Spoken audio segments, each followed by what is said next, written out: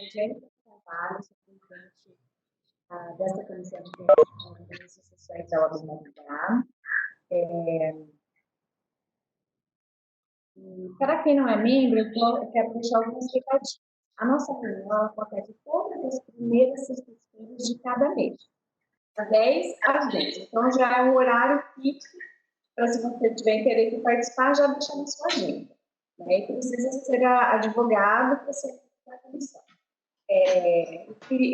Para ser membro também precisa se manifestar no e-mail e não pode ter 3 faltas consecutivas. Se houver a falta, você deve informar essa justificativa somente por e-mail. Então, não informando ali pelo WhatsApp não vai ter validade para essa justificativa, somente por e-mail que a gente informa nas nossas redes sociais. Né? Então, nós também temos nossas redes sociais, no Instagram e na fanpage, a gente colocamos as datas das reuniões, todos os eventos e demais informações dos nossos eventos, assuntos relacionados a direitos de família e sucessões também. E temos o grupo de WhatsApp. Quem tiver interesse, pode falar com o rádio, deixa o seu celular agora no chat. O rádio adiciona, o Gabriel Rádio, né, que é o nosso secretário, adiciona os interessados no grupo também, tá? E eu quero deixar alguns recadinhos. A OAB Maringá está promovendo a campanha do bem, não sei se vocês já viram. O objetivo desta campanha é contribuir para a aquisição de materiais médicos e hospitalares. E contribuindo, você concorre a um sorteio, a vários sorteios de 44 obras de revistas renomadas. Olha que interessante. Basta comprar uma rifa de R$10 e estão disponíveis nas redes sociais da OAB. Inclusive, nesse último link que eu mandei aqui da reunião, consta também o link, tá? E pelo QR Code. Então, acessando ao site da OAB Maringá, fanpage, Instagram, vai estar tudo ali o link certinho. Então, são obras maravilhosas. Também para contar a presença na nossa reunião,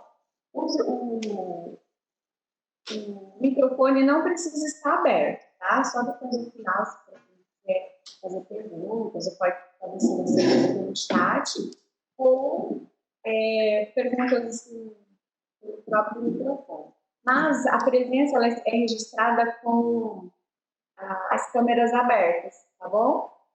E hoje nós temos, vou passar agora para a nossa convidada querida, doutora Rosane da Rosa Caixa Cruz, com o tema Os Novos Desafios para o Direito das Famílias. Eu vou passar também, falar um breve currículo da doutora Rosane.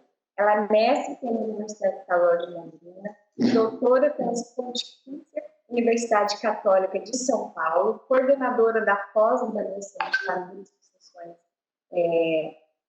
Teoria e Prática da UEL, docente da graduação, pós-graduação, mestre e doutora da UEL, autora de vários livros. Então, ela é cheia de conhecimento para compartilhar conosco. Então, eu passo a palavra para a doutora. Obrigada. Muito bem, muito obrigada, doutora Jennifer Carvalho, minha querida amiga, já se tornou, né, dessa convivência que a gente teve no primeiro semestre, aliás, no segundo semestre de 2019, e agora, mesmo que online, mas sempre juntas, e muito grata por esse convite que me honrou muito, né? Fiquei muito feliz de ver a Claudete, também a minha amiga Karina Carolens, que não podia dar um abraço, que está presente aqui conosco, uma amiga muito querida, que está sempre, onde eu estou, ela está junto. E todos os demais que estão aqui, para mim é uma honra assim, muito grande estar palestrando com colegas, né? Na verdade, são conversando, né? Porque a gente está sempre aprendendo e isso é muito maravilhoso. Mas eu gostaria de falar um pouco na nossa pós, e a Jennifer e a Claudete estão aqui presentes, não sei se tem mais alguma para convidar vocês, vai abrir já em dia 10 de junho, começa as inscrições, vão até julho. A nossa pós é fantástica. Essas turmas, essa primeira turma de 2019 é um marco. Teoria é família e sucessões, teoria e prática, e é presencial. Obviamente, nós não trabalhamos com EAD, continuamos não trabalhando com EAD, nós estamos trabalhando com, segundo o nosso amigo Simão, presencial online. Esse é o nosso método, porque não tinha o que fazer, e aí nós resolvemos fazer um teste com o professor online. E daí para frente, pensa numa maravilha, porque nós tivemos acesso a professores de tudo que é lugar, que eles não aceitam, a maioria deles não aceitam, agenda muito lotada, e viagem e tal. E nós, nesse momento, nós conseguimos trazê-los, e isso foi, assim, maravilhoso. Eu amei de paixão. E vamos abrir agora, começa em agosto, e vamos fazer assim, correndo essa inscrição, porque é limitado. Como que ela vai ser? Até a permissão do presencial, ela permanece online. Abriu a faculdade, ela volta para o presencial. Quando tiver algum professor muito querido, muito distante, que os alunos gostarem, porque essa pós, assim, a gente está fazendo, combinando tudo. Vamos mais para essa aula, vamos mais para aquilo, vamos fazer isso, vamos fazer aquilo. Então, tem sido, assim, maravilhosa. E nós queremos dar continuidade nesse ritmo. Nós temos toda a nossa programação, tudo certinho, mas também a gente aceita assim, os alunos estão querendo tal coisa, vamos junto, vamos fazer. Então, isso é muito bom. Então, nós vamos falar sobre os desafios da família. Um título assim que me agrada sobremaneira. Eu estou nessa área há mais de 20 anos e isso é bom demais. Mas eu quis fazer uma viagem com vocês, na verdade. Eu gostaria de convidá-los a embarcar comigo numa viagem lá para trás. Em vez da gente ir para frente, nós vamos voltar lá no início dos tempos, quando, entre aspas, houve o descobrimento do Brasil em 1500. Muito bem. Por que eu digo entre aspas? Eu não gosto desse negócio de descobrir o Brasil. Tinha gente aqui, índios, morando aqui na terra brasileira e parece que eles não existiam. Mas não vamos entrar nessa polêmica, né? Vamos pensar 1500. Temos aqui o exemplo de família. Que família era essa? Essa família era o pai, a mãe, os filhos. Direito de vida e morte sobre os filhos. Simplesmente a mulher, interessante isso, se ela atingisse prazer no ato sexual, ela era tida por prostituta. Quem dava prazer ao homem eram as concubinas, que eram as escravas, né, as índias. Essa era para dar prazer. Mas a esposa, o casamento sempre, ela servia apenas para cuidar dos filhos. Muito bem. Vamos viajar agora para um século. Vamos lá para 1600.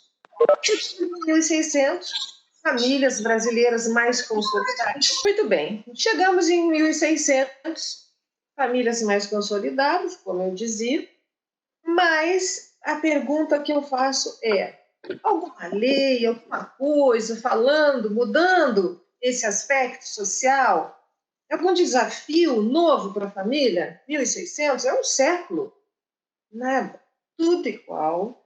Mulher lá cuidando dos filhos, o marido tendo o seu prazer com as concubinas. Diga-se de passagem, concubina era o significado da palavra mulher de muitos leitos. Essa era a concubina, sem direito absolutamente de nada, a não ser servir o seu patrão. Muito bem. Vamos viajar mais um século, chegar em 1700. 1700 muda alguma coisa? Nada. Tudo igual. E vejam, 300 anos. A mulher carregando na sua bagagem emocional esse estado de submissão, esse estado de total objeto, na verdade, que ela era. Ela só... Tanto é que se a mulher não pudesse ter filhos, ela podia ser descartada, porque tinha que ter filhos. Não se aventava a possibilidade de esterilidade no homem. Não, era a mulher que era estéril. Não tinha que achar uma mulher que desse filhos. Muito bem. Mais um século, 1800. Bom, agora, será que muda alguma coisa? Quais são os aspectos? Quando a gente fala em 1800, nós já pensamos em alguma coisa. 1824, Constituição do Império. Oba, começam as leis. 1889, o que houve? Proclamação da República. 1850, tivemos o Código Comercial.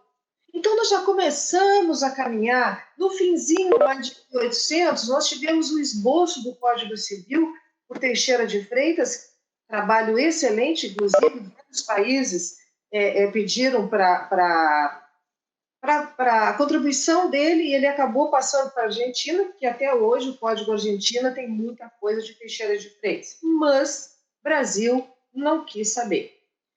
Chegamos em 1900. Bom, 1900 já melhora um pouco a coisa.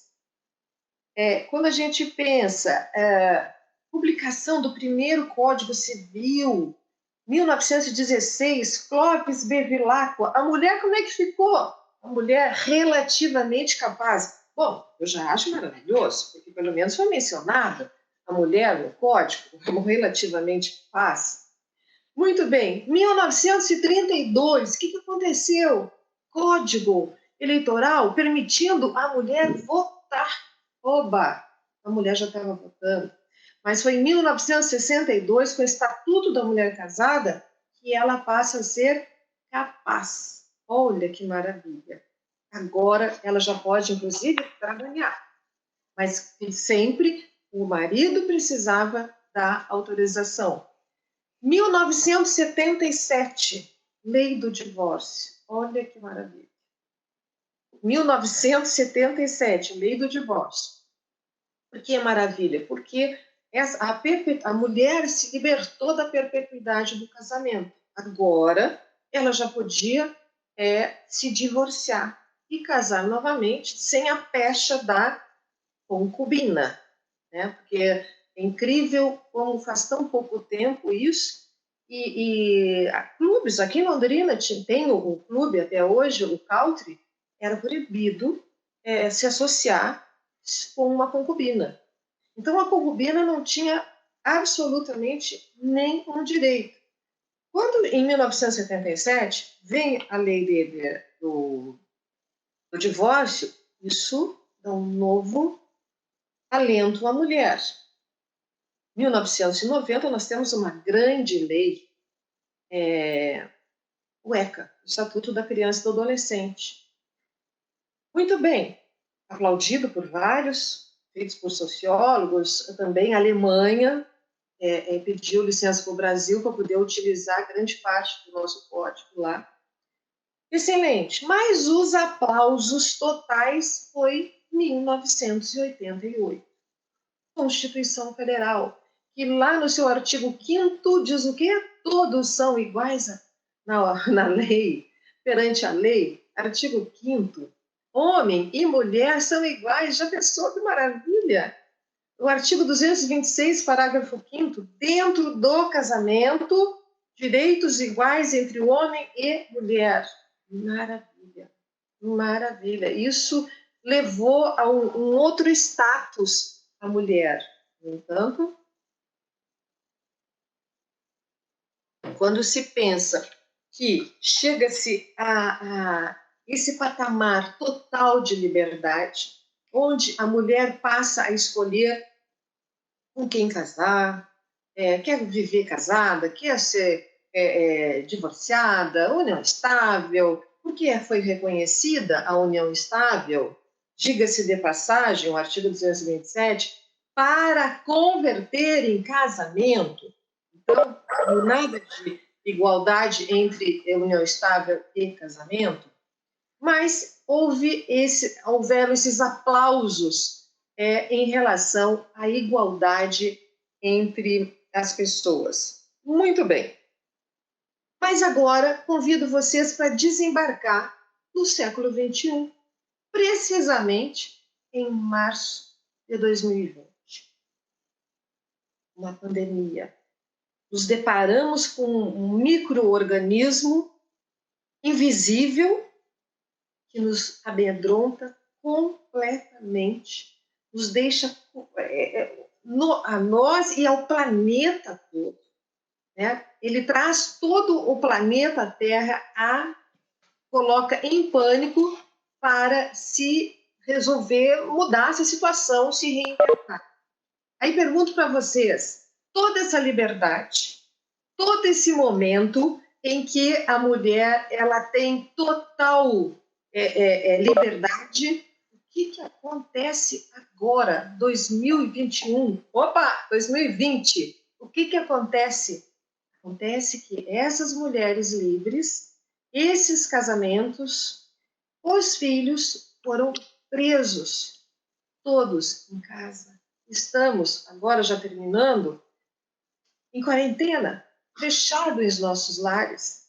E aqueles casamentos que pareciam estáveis, tranquilos, até porque o trabalho, né, faz com que tanto o marido quanto a mulher passe o dia fora, os filhos são terceirizados, eles precisam ser cuidados, não tem o que fazer, né? Ou leva para uma creche, ou leva para uma escolinha, ou contrata uma babá, enfim.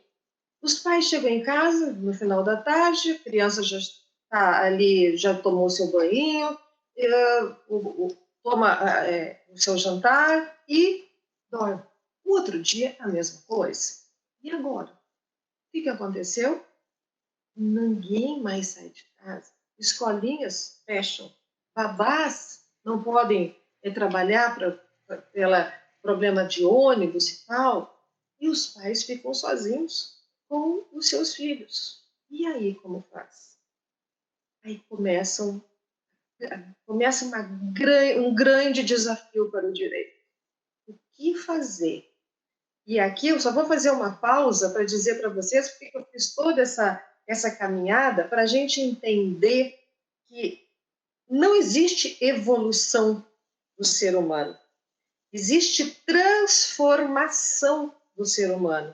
Porque quando a gente imagina assim, a mulher evoluiu tremendamente porque ela saiu da total submissão para agora ela é livre. Só um minuto para eu fechar a porta, porque está dando barulho aqui também. A mulher, eu creio na evolução quando há um início determinado e o que significa chegar a um topo. E nós não temos isso. Porque agora que parecia que nós estávamos no topo, voltamos para dentro dos nossos lares. E as desavenças vêm terrivelmente. As notícias são desastrosas. Número de feminicídios, número de abusos em criança, espancamento de criança, violência. Eu tenho um colega meu que trabalha no CRIA, aqui em Londrina, e ele contando, ele diz assim, tem dias que eu não consigo nem, chego em casa, não consigo dormir de ver os horrores que a própria família faz com os seus infantes. Esse é o momento, o tempo que estamos. E aí?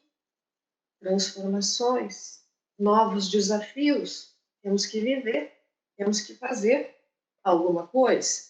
Mas sempre tem as coisas boas, não podemos também caminhar sempre para o lado trágico. Infelizmente, é o maior que nós estamos vivendo, mas eu fiquei muito contente de ver que os casamentos não param. Tudo isso acontecendo e os casamentos continuam. De que forma? Online. Olha que legal! Eu até vou ler para vocês aqui o casamento em Belo Horizonte. Olha só, coronavírus, primeiro casamento virtual de Minas, tem noivos apaixonados e imprensa na plateia. Noivos trocaram alianças por videoconferência. Modalidade é opção para quem deseja se casar no civil durante a pandemia, em que as aglomerações são desaconselhadas pelas autoridades sanitárias. Pelo poder investido no juiz de paz, Leonardo Lima, na internet, nas câmeras e em 2 notebooks de 14 polegadas, Heloísa Helena Coutinho e o Elton Adriano de Souza foram declarados marido e mulher às 10 horas da quinta-feira do dia 30 de abril de 2020. Sem direito à chuva de arroz, abraços e cumprimentos de familiares e amigos, o casamento por videoconferência, primeiro desse formato realizado em Minas, foi celebrado no cartório de registro civil e notas do Barreiro, em Belo Horizonte. Por determinação da Corregedoria Geral de Justiça de Minas Gerais, assim serão realizadas todas as uniões civis do Estado durante a pandemia do coronavírus, já que as aglomerações das cerimônias presenciais são favoráveis à propagação da Covid. Tem outro aqui em Alagoas. Juízes de Alagoas autorizam casamentos por videoconferências. Casamento no civil em Alagoas ocorrerão por videoconferência para evitar aglomerações nas celebrações durante a pandemia do coronavírus, que causa a doença Covid-19. Serão usados os aplicativos Google Meet e chamadas de vídeo pelo WhatsApp nas celebrações, de acordo com as regras determinadas pela Justiça. Não serão realizados casamentos coletivos neste período de pandemia. A autorização e a disciplina da realização dos casamentos civis por meio de videoconferência foram dadas pelo provimento número 15 de 2020, assinado pelo Corregedor-Geral da Justiça, Fernando Taurino de Souza. O provimento foi publicado no Diário da Justiça, mas divulgado pela Justiça na tarde de hoje. Os casamentos online só ocorrerão durante o período que o Poder Judiciário estiver trabalhando remotamente por conta da pandemia da Covid-19. Eu acho, inclusive, que deveria possibilitar, né, e até dar uma continuidade mais efetiva nessa situação, porque, infelizmente, não se sabe até quando isso vai. Eu não sei vocês aí em Maringá, mas nós aqui em Londrina triplicou o caso de Covid. E não sabemos quando poderíamos retornar às atividades maiores. Muito bem, o que me desagrada um pouco aqui é o seguinte, que temos vários colegas, doutrinadores de renome, que, em vez de aplaudir essas novidades, ficam dizendo, não é válido, tem que anular, isso não pode e tal. Gente, é momento de pandemia, é momento de desafio para o direito, é no momento que as pessoas precisam se adequar ao novo e depois, quando passar tudo isso, é o novo normal, como dizem muitos. Nós precisamos ter essa flexibilidade. Alguém está falando? Eu quero que você pontuar a questão da pós, né, que nós conhecemos presencial, e é um pouco mais cômodo. Não ouvi, Jennifer. Oi, está me ouvindo? Tá, agora voltou. Eu vou tentar até a questão da pós. A gente fez presencial, que é pós-pandemia, e aí veio a pandemia, fizemos uma reunião, olha, como presencial ou tem que fazer um teste online. A maioria queria a presencial, foi feito. E, imagina, a gente ia ficar uma coisa assim, limitada, se a gente não consegue ter esse consenso, né, de formas alternativas dessa pandemia, a gente fica nesse, né, uma demonstração de realidade. Muito bem, mas, infelizmente, nós também temos o lado oposto do casamento, que é o divórcio. E os números de divórcios são muito grandes. O que me espanta é o seguinte, eu tenho um mestrando que ele trabalha em Londrina, no cartório, numa vara de família, e eu pedi para ele fazer um apanhado para saber como é que estão os divórcios aqui em Londrina. E a nossa surpresa foi pouca entrada nos divórcios, no fórum. Por que isso? Ah, estava fechado, né, gente? Estava fechado o fórum, fechado as serventias, então diminuiu. Mas olha as notícias que nós temos. 177% de aumento pela procura dos advogados entre maio e junho. Olha que coisa. Diz que só as ligações para cartórios, para saber como é que faz o divórcio agora, aumentou em 82%. O que nós estamos juntos com a China, Estados Unidos, Portugal, Austrália, África do Sul. Diz que em Xi'an, a cidade que começou o vírus na China, o índice de divórcios é assustador. Então, nós viemos para cá e começamos a verificar como está acontecendo se não está isso indo para o fórum. Online. Nós temos o divórcio online. E agora nós temos, inclusive, o provimento número 100 do CNJ, permitindo tudo praticamente online. Só não permite, é claro, quando tiver menor, em divórcio, algum problema maior. Mas, do contrário, divórcio online. Ontem, eu tive notícia de um casamento, uma moça na Bahia e o marido, ou vice-versa, não lembro, na Alemanha. E eles fizeram o divórcio online. Então, isso, por um lado, facilita, e por outro, assusta um pouco as pessoas. Mas, é claro, é aquilo que eu falo para vocês.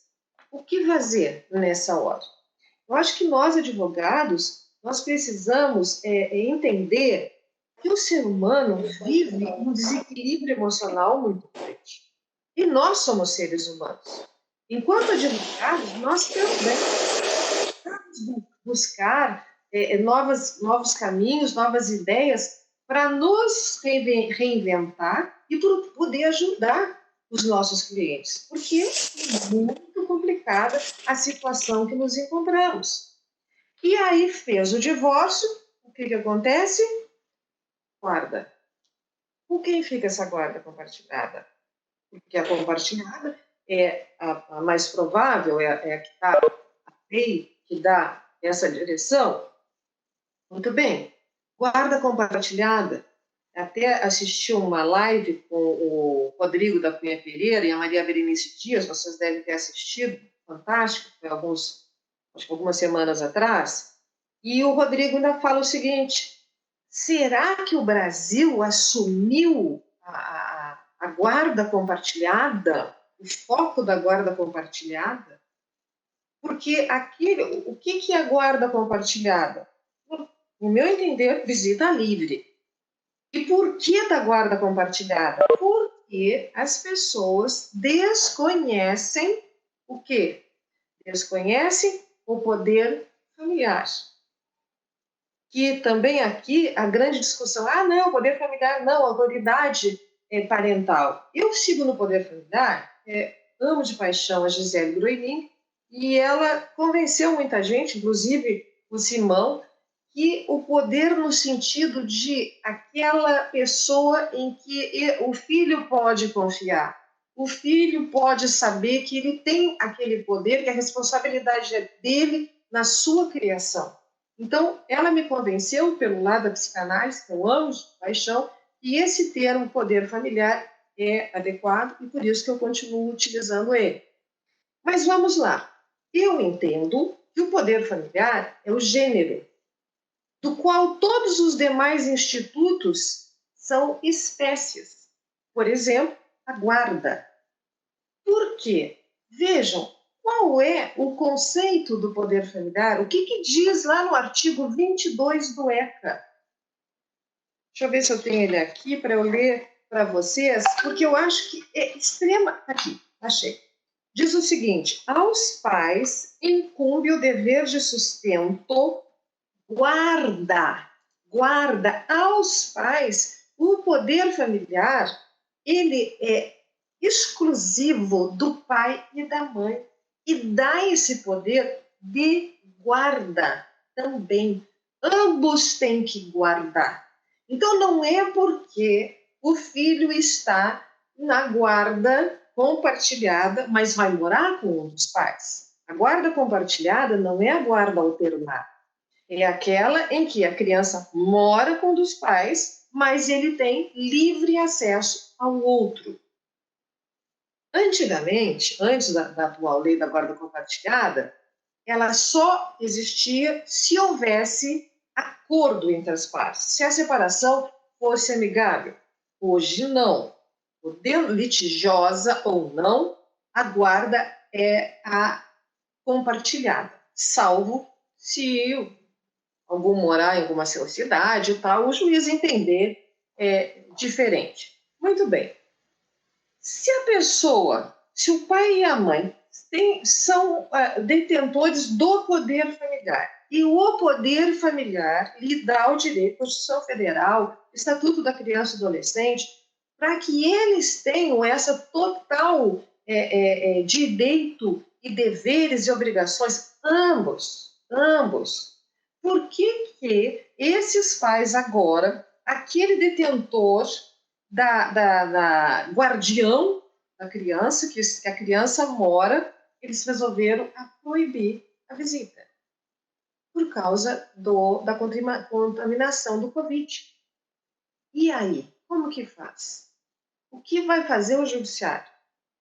Claro que, quando se tratar de um pai que está à frente numa área de saúde, médico, enfermeiro, enfim, claro que aí é mais complicado, porque verdadeiramente o contágio pode ser mais direto. Mas nos outros casos, que a mãe simplesmente não quer porque tem medo que a criança pegue e vai e proíbe. Alguém quer falar?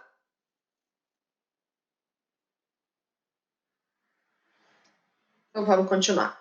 Muito bem. Então, os pais, né, eles estão vivendo esse conflito terrível. O que foi aventado? Inclusive, o Rodrigo, ele defende muito essa ideia do seguinte, porque ele fez vários estudos na Europa que isso deu muito certo lá. Guarda compartilhada com dupla residência. Muito bem. A criança, então, ela tem a residência na casa da mãe, tem a residência na casa do pai. Para nós aqui no Brasil, essa guarda com dupla residência, ela é chamada de guarda alternada, o que não é aceito para nós. Os psicólogos, inclusive do IBDFAN, eles têm esse problema sério de como é que a criança vai passar um mês na casa da mãe, um mês na casa do pai. A mãe tem um jeito, o pai tem outro. Então, é muito complicada essa situação da guarda alternada. Nós temos aqui, a Maria Berenice falou isso, que ela conseguiu para um cliente dela, em Porto Alegre, uma semana na casa da mãe, uma semana na casa do pai, entendendo que deve ser colocado porque para dar um descanso para a mãe, para a criança poder sair um pouco de casa, para o pai participar mais, né? Não é o adequado. Porém, é o que está se vendo hoje em muitas decisões dessa guarda alternada. E, volto a dizer, conforme as palavras do Rodrigo, que seria uma guarda compartilhada com residências, com duas residências, né? Então, nós vimos que os desafios são muitos, as coisas vão acontecendo, e aí?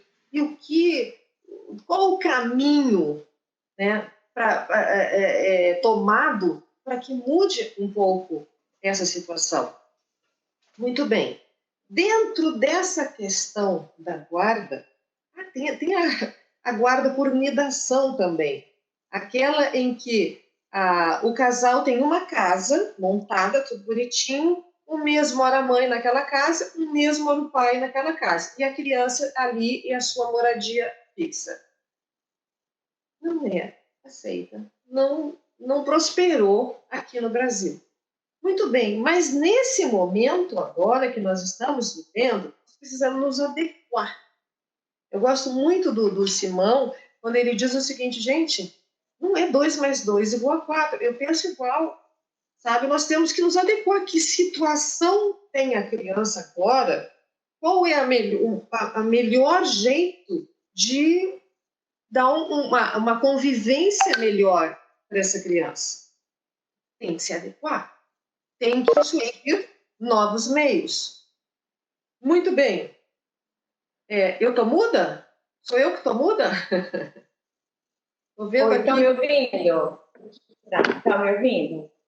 Eu estou. Eu estou ouvindo bem. Deixa eu aproveitar. A doutora Sara fez uma pergunta aqui para nós sobre a guarda.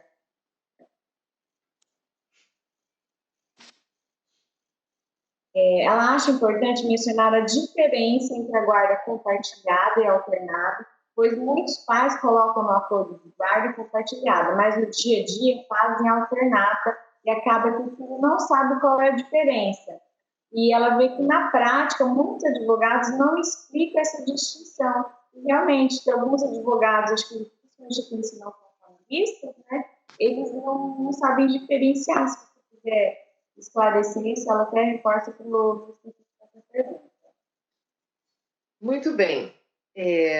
Eu creio o seguinte, a guarda compartilhada, inclusive, ela tem toda a sua conceituação no Código Civil, está explicadinho. Também diz no artigo seguinte da guarda compartilhada que o juiz deve, em audiência, explicar às partes como deve acontecer a guarda compartilhada.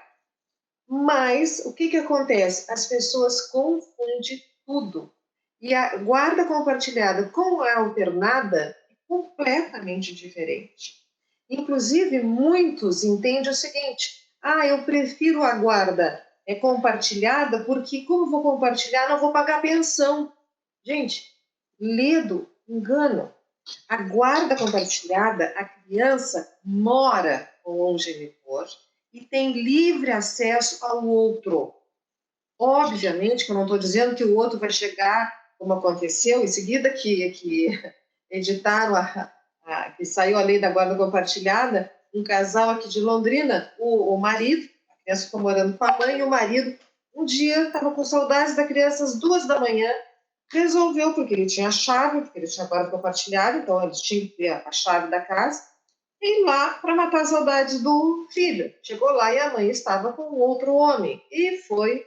Imagina o que aconteceu. A guarda alternada ou sucessiva, ela significa dizer a criança mora com o pai e mora com a mãe. Então, ela vai ficar o mês de março morando com a mãe, o mês de abril morando com o pai. Assim, sucessivamente. A criança não tem, esta casa é a que eu moro.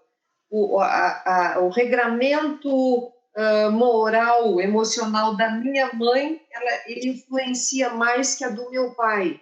Não.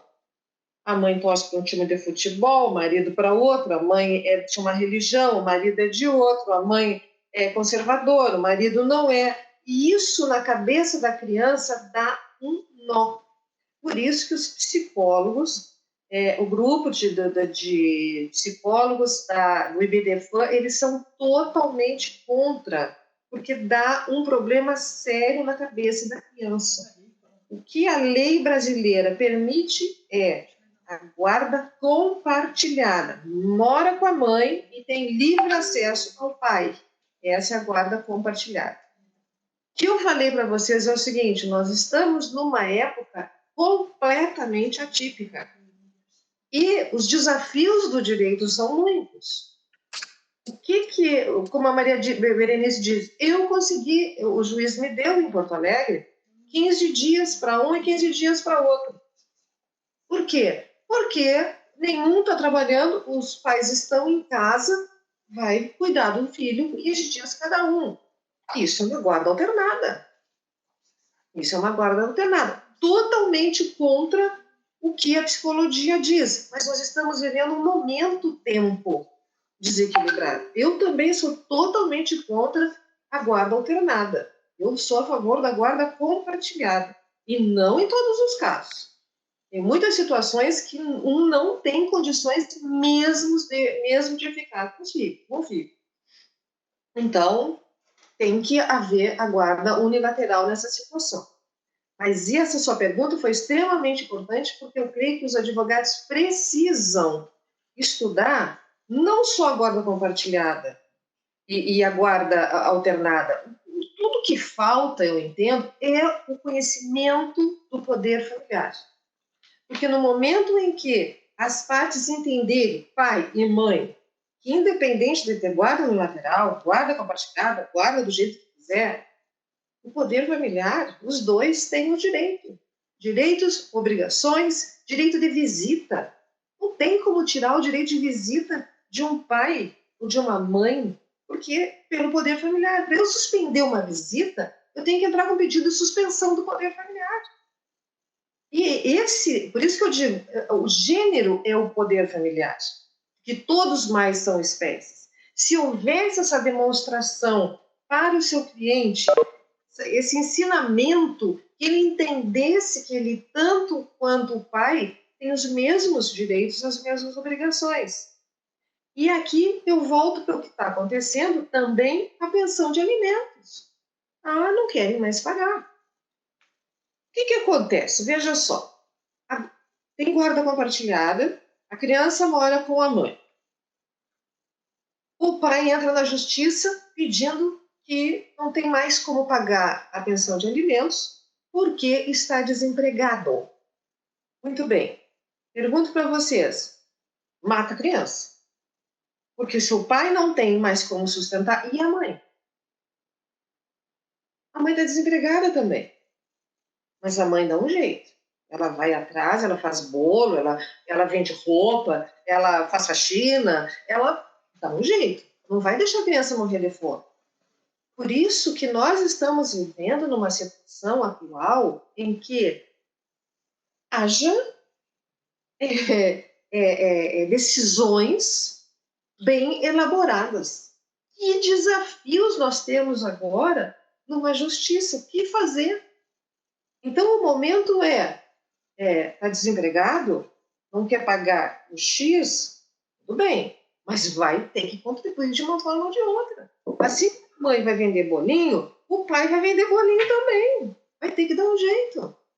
Então, nós temos visto que, volto a dizer, não é 2 mais 2 igual a 4, o direito de família. Não, cada caso é um caso. E essa situação, está entrando muita gente na justiça pedindo para parar de pagar a pensão de alimentos. Na verdade, não tem que pedir para parar, tem que pedir para suspender o quanto, tendo em vista que não tem mais aquele emprego, e se propor a ajudar em pagar o colégio. Mas como vai pagar? Não sei como vai pagar, eu só sei que tem que pagar. Mas como, professora, eu não tenho... Gente, a criança não pode morrer de fome. E a criança não morre. A criança não morre. Eu nunca vi caso... A criança morreu porque o pai parou de pagar a pensão de alimentos. Nunca vi isso. Ou porque a mãe parou de pagar alimentos. É o mais raro. Entenderam? Muito bem. Essa é uma situação. Outra situação vejam só, uma coisa vem da outra. Vem o divórcio, aí tem que lutar pela guarda. A tal da visita é um absurdo, eu também concordo com a maioria que o pai não é visitante, que o pai é convivente. Então, é uma palavra que eu acho que tem que ser distinta e ele tem que ser o convivente, não o visitante. Então, começa aquela briga. Terceira briga, alimentos. Paga, não paga, como é que eu vou fazer? E a outra, gravíssima, alienação parental. Gente, que horror da alienação parental. Que coisa terrível nós temos visto. Pais, eu tive um caso muito próximo, inclusive na família de uma cunhada minha, em que o pai, uma pessoa extremamente querida, pacato, e a mãe era uma doida. O que acontecia? Um casal, eram pequenos, né? À época, 3 anos de idade, 4 anos, e aquela briga na justiça. E o que mais me impressiona é que nós temos colegas que se prestam para esse tipo de coisa. Por exemplo, o pai, ele levava as crianças chegavam lá, pai, quero roupa, vamos para o shopping. Pai, de final de semana, obviamente, que leva a criança para o shopping. Quero comprar aquela roupa, aquela isso, maiorzinho, 5, 6 anos. O pai levava, comprava. A roupa ia para a casa da mãe. No outro dia tinha uma petição no processo dizendo que houve abuso sexual do pai no vestuário, experimentando a roupa, que ele inventou comprar roupa para abusar a criança sexualmente no vestuário da loja. Gente, tem coisa mais absurda do que isso? Nós assistimos bastante a base, como é que ela chama? Fugiu o nome, que ela é perita do Rio de Janeiro, e a Gláucia. Ela é perita no Rio de Janeiro e ela assiste o depoimento pessoal das crianças, aquele que é invisível, ela fica numa sala e as pessoas ficam vendo de outro lado, e ela contando o desejo, muitas vezes, que ela vê no olhar da criança, de saudades daquele pai, ou saudades daquela mãe, e não poder. E aí a Gláucia começava a conversar e tal, e a Glízia, não é Gláucia, a Glízia, a Glízia começava a conversar e, de repente, escapava uma coisa assim da criança, dizendo que tinha muita vontade de ver o pai, muita vontade de conviver com o pai. Pergunto para vocês, e agora? Nesse tempo de total desequilíbrio, não sabe se vai arrumar emprego, não sabe se vai perder o emprego, não sabe como sustentar uma família, não sabe como pagar uma pensão de alimentos, não sabe como criar esse filho. Imagine o que está acontecendo dentro dos lares. Outra situação que piora esse momento são as tarefas das crianças em casa. Os pais querem matar os filhos, porque, de repente, eles têm que ficar horas na frente de um computador para as aulas online. Eu não sei como é que é em Maringá, mas aqui os temas das crianças é quantidade de coisa. E elas ficam assim, os pais ficam desesperados. E agora, como que a gente vai fazer? E como não vai fazer? Gente, são muitos desafios. A verdade é essa. São muitos desafios, porque, por outro lado, o que acontece com as escolas? Elas estão indo para a justiça para dizer o seguinte: nós precisamos voltar às aulas presenciais, porque as crianças, os pais estão tirando das escolas, porque eles que têm que dar as tarefas não querem dar as tarefas, então estão tirando das escolas, estão indo atrás das escolas públicas. E lê do engano, porque as escolas públicas também estão agora trabalhando por via remota. E aí, o que faz o judiciário? São muitas coisas, são muitas situações, por isso que agora os meios de solução de conflitos, o advogado colaborativo... Oi, alguém quer falar? Não? De vez em quando eu ouço um oi assim e paro.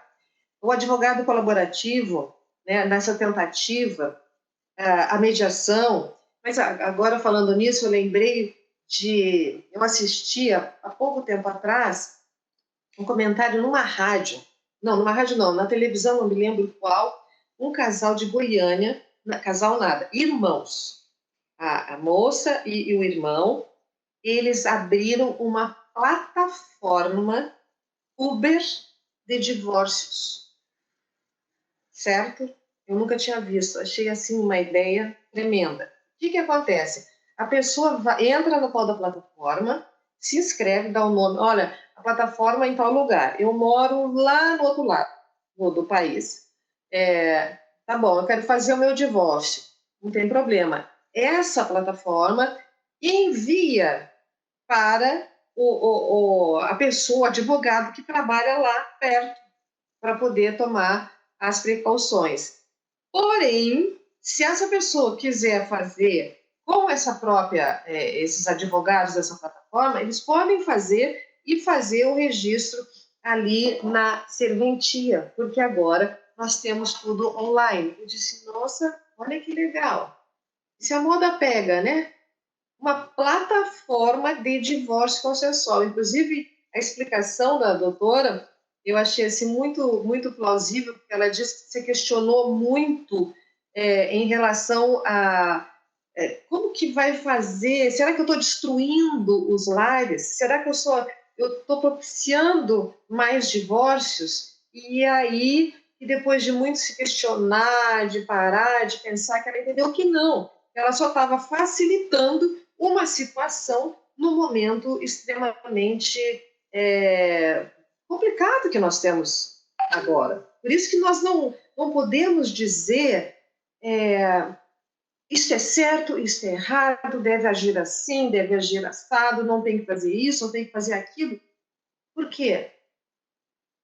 Cada situação é um caso, cada ser humano é extremamente complexo. As necessidades são terríveis, né? são diferentes, são plausíveis para um, para outros não.